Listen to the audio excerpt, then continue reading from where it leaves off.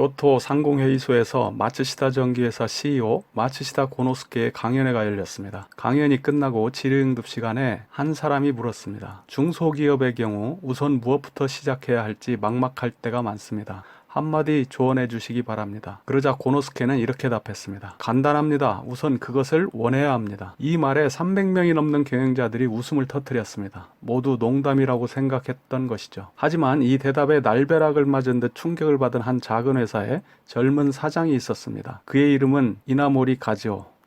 그는 곧바로 회사로 달려갔습니다. 이 감동이 식기 전에 7명의 직원들에게 전해야 한다고 생각했습니다. 우리는 이 회사를 훌륭하게 만들겠다는 꿈을 간절히 원해야 합니다. 우리가 마음속에서부터 진지하게 원합시다.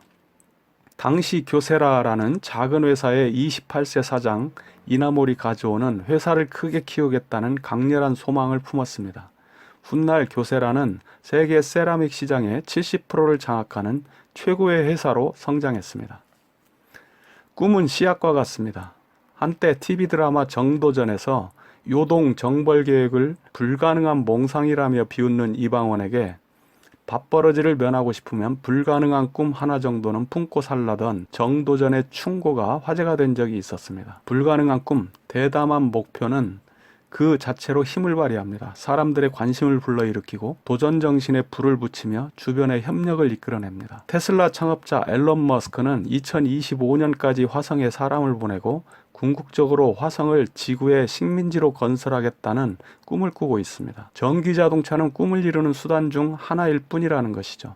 그는 대체 에너지와 우주여행, 미래 교통수단 개발 등 종횡무진 사업 역량을 발휘하고 있습니다. 그 중에서도 가장 미래지향적인 사업은 바로 스페이스X를 통한 우주여행입니다. 스페이스X는 2015년에 무인우주선 펠컨 9을 쏘아 올려 추진체 회수까지 성공했습니다. 추진체인 로켓을 회수하는 것은 발사 비용을 획기적으로 줄일 수 있어 지속 가능한 우주 사업에 큰 의미가 있는 프로젝트입니다. 구글 X 리더 에스트로 텔러는 말합니다. 10배 더 큰 목표는 10배 더 어려울 것이라 생각하지만 때로는 목표를 더 크게 잡는 것이 더 쉬울 때가 있다. 왜 그럴까요? 10% 개선을 목표로 하면 현 상태를 지키려고 든다. 그렇지만 10배를 개선하겠다고 생각하면 기존의 방법을 다 폐기하고 관점 자체를 바꿔 용기와 창의성으로 무장하기 때문이다. 라고 말이죠. 우리에게 시사해 주는 바가 큰 이야기가 있습니다. 옛날 중세의 어느 작은 마을에 배가 고픈 병사 3사람이 찾아와 집집마다 문을 두드리며 음식을 구걸했습니다. 하지만 아무도 문을 열어주지 않았죠. 굶주린 병사 중 하나가 말했습니다. 좋은 생각이 있어 돌멩이로 수프를 만들자. 그 병사는 다른 집 문을 두드리며 말했습니다. 실례합니다. 가마솥과 장작을 좀 얻을 수 있을까요? 돌멩이로 수프를 만들려고 하는데요. 돌멩이로 수프를 만든다고요? 제 눈으로 보고 싶네요. 좋아요. 도울게요. 아주머니는 병사들에게 가마솥과 장작을 주었고 병사 하나가 물을 길어왔습니다. 물이 끓자 병사들은 솥 안에 커다란 돌멩이 3개를 넣었습니다. 금세 이 소문이 퍼졌고 마을 사람들이 하나둘 모여들기 시작했습니다. 지켜보던 마을 사람들이 물었습니다. 좀 도와줄까요?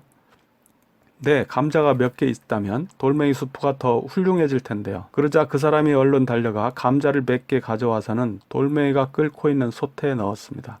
그러자 또 다른 사람이 물었습니다. 저도 좀 도와드릴까요? 당근 2개만 있으면 수프가 더 근사해지겠네요.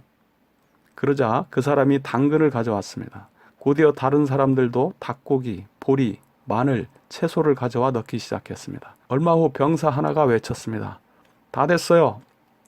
그리고 모두에게 수프를 나눠주자 마을 사람들이 수군거렸습니다. 돌멩이 수프 맛이 끝내주는군. 이런 게 있는 줄은 미처 몰랐어. 소설 같은 이야기지만 돌멩이 수프는 하나의 불가능한 꿈을 상징합니다. 불가능한 꿈이 주변 사람들의 협력을 이끌어내고 투자자들의 자원을 이끌어낼 수 있습니다. 따라서 사업자는 직원이나 투자자들에게 이런 담대한 목표를 제시할 필요가 있습니다. 그 꿈이 실현될 수도 되지 않을 수도 있지만 그것을 이루어가는 과정 자체가 보상이 클 것입니다. 스타트업에게 언제나 문제가 되는 것은 방향입니다. 명확한 방향성을 가지고 장기적인 로드맵을 설정해야 합니다. 마치 앨런 머스크가 화성을 지구의 식민지로 건설하겠다고 한 것처럼 말입니다. 우리는 꿈꾸고 탐험하고 발견해야 합니다.